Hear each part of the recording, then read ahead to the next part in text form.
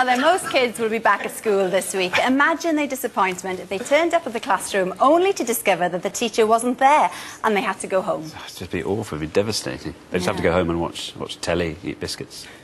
However, this became a reality for another group of students who forked out thousands of pounds for a training course they never got. Dom Littlewood investigates. This goes back to the special inquiry into Maxwell Conte and so on. As students all across the UK start to think about heading back to the classroom, no doubt they'll be apprehensive about what the new term will bring.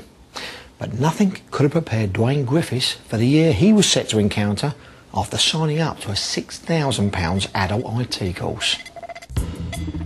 Like thousands of others, Dwayne signed up to an Advent course. He thought it was going to give him a new career in IT, with possible earnings of £30,000 being suggested.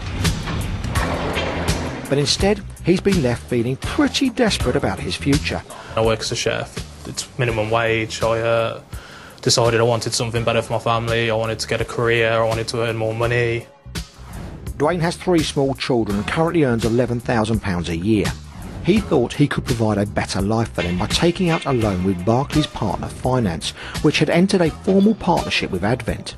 But before he'd even taken his first exam, disaster. I went to a workshop for my first exam and found that they'd gone into administration. How did you feel that day you walked up to that door? I got really upset. I actually, a few tears were shed. Payments on the loan would still have to be paid if Barclays found an alternative provider. Payments were cancelled for 3 months, but when a new trainer was found, Dwayne had to start paying again. But he refused, as he didn't want to do the new course. They've had their in-house debt collection agency contacting me, trying to pressure me into giving them money. They've said that I've got to pay them. I don't have a choice. I'm in breach of contract. Must be quite stressful. Yeah, it's very stressful. For me, I'm pretty much at work all the time, so I don't have to really take the calls that much. But when my girlfriend's at home, my children at home, they're ringing late at night, waking my kids up, it's pretty stressful for my family. Dwayne is one of 6,000 people who has had his course cancelled after the collapse of Advent. And many of those people say they don't want to pay for a substitute course, which they didn't want in the first place. Former Advent students were so angry they protested outside Barclays AGM, and over 1,000 have signed up to a Facebook campaign group. Lawyer Ingrid Gabay is representing 400 former students. She argues that under the Consumer Credit Act, Barclays Partner Finance should bear some responsibility for Advent's shortcomings. She says most of those she's representing can ill afford to deal with debt collectors.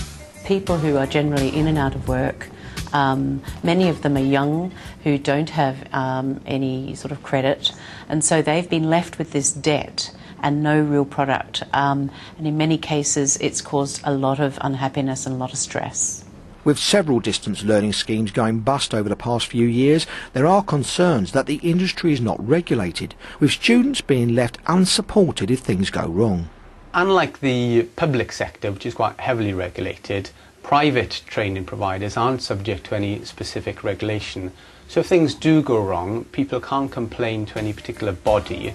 Before you sign up for any sort of training course, do as much homework as you can. Bit of research on the internet, find out what other people have got to say about them.